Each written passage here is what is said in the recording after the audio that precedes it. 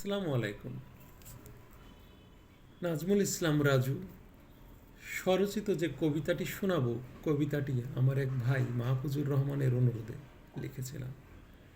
কবিতার নাম মিছিল।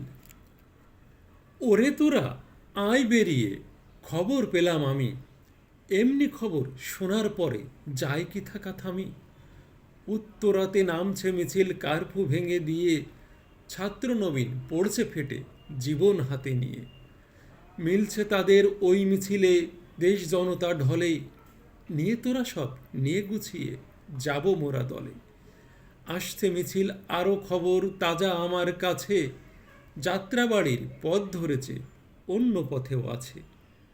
রুখবে তাদের কে বা আজি পুলিশ লিগে মিলে, নয় রে নয় আর তা হবে না, চামড়া নিবে ছিলে।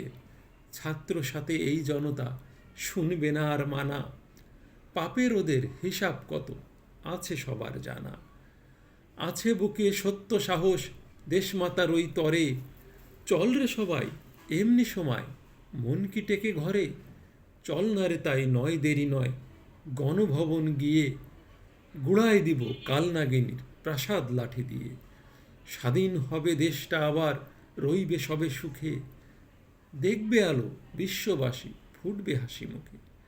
হাসবে তখন দেশমাতা মোর লাল সবুজের ভাজে, গড়ব সবে আবার তারে মনের মতন সাজে।